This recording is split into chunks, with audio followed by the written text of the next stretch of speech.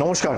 আজ আমি আপনাদের উদ্দেশ্যে যে দু চারটি কথা বলছি সেটি মূলত সেই সকল তরুণ ক্রিয়েটারদের উদ্দেশ্যে যারা আত্মসম্মানের সাথে মাথা উঁচু করে গর্বের সাথে এই বাংলার মাটির জন্য অবিরাম লড়াই করে চলেছেন। এবং আমাদের এই বাংলার পুণ্যভূমি, আমরা সবাই জানি ভারতবর্ষের স্বাধীনতার পূর্ব সময়কাল থেকেই নির্ভীকতা, সাহস এবং বীরত্ব সহ আত্মবিশ্বাস আর দৃঢ়তার সঙ্গে নিজের কথা নিজেই বলে এসেছে।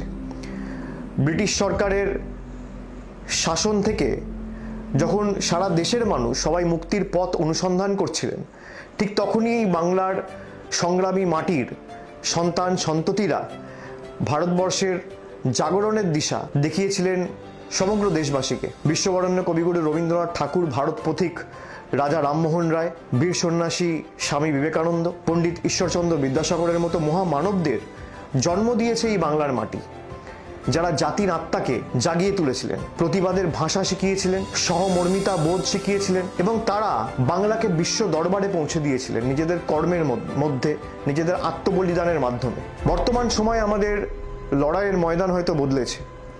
এই সময় দাঁড়িয়ে আমাদের লড়াই শুধু রাজপথে কিংবা সংসদের কক্ষে নয়, বা হাইকোর্ট বা সুপ্রিম কোর্টেই শুধু সীমাবদ্ধ নয়।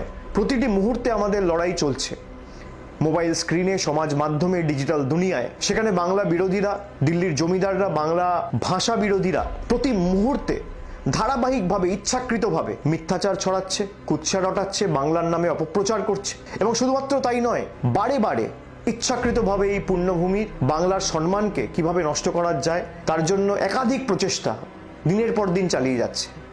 আজকের লড়াই শুধু বন্দুক বা তলোয়ার দিয়ে নয়, আজকের লড়াই মোবাইলে, সোশ্যাল মিডিয়ায়, সমাজ মাধ্যমে এবং সর্বোপরি সত্যের বার্তা দিয়ে আমাদের লড়তে হবে।